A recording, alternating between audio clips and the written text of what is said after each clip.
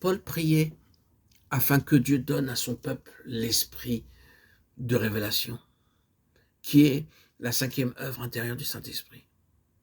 L'esprit de révélation et de sagesse, comme il est écrit dans 1, 16, 20, Éphésiens, qu'il illumine les yeux de votre cœur pour que vous sachiez quelle est l'espérance qui s'attache à son appel, quelle est la richesse de la gloire de son héritage qu'il réserve aux saints, et quelle est envers nous qui croyons l'infinie grandeur de sa puissance, se manifestant avec efficacité par la vertu de sa force.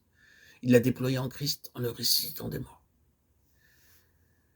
La puissance même par laquelle le Seigneur Jésus-Christ est ressuscité et a été hautement élevé au-dessus de toutes les puissances et les principautés, la même puissance qui est maintenant venue en vous. Le Saint-Esprit m'est donné afin que je sache comment utiliser cette merveilleuse puissance de résurrection pour tous mes besoins. C'est dans ce but que Dieu ne donna pas d'enfant à Abraham pendant 25 ans. Il promit dans Genèse 12, lorsqu'il était âgé de 75 ans, qu'il lui donnerait un fils. Après 25 ans d'attente, il lui donna un fils. Et pourquoi donc dut-il attendre? Il était devenu vieux et sa femme était devenue vieille. Il avait à présent 100 ans et elle était âgée de 90 ans. Ils avaient tous les deux passé l'âge d'avoir des enfants. Ainsi, à moins que Dieu ne mette une nouvelle vie dans leur corps, ils ne pouvaient pas avoir d'enfants.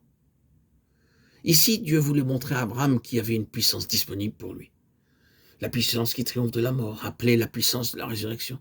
Ce fut par cette puissance que Dieu put dire à Abraham, tu verras ma cité qui a de solides fondements, et là, tu auras un héritage céleste.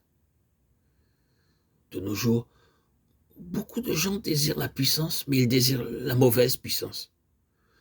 Paul priait selon Philippiens 3,10, « Ainsi je connaîtrai Christ et la puissance de sa résurrection. » Par cette puissance de la résurrection, vous pouvez triompher de toute barrière, vous pouvez triompher de toute tentation, vous pouvez vaincre tout obstacle.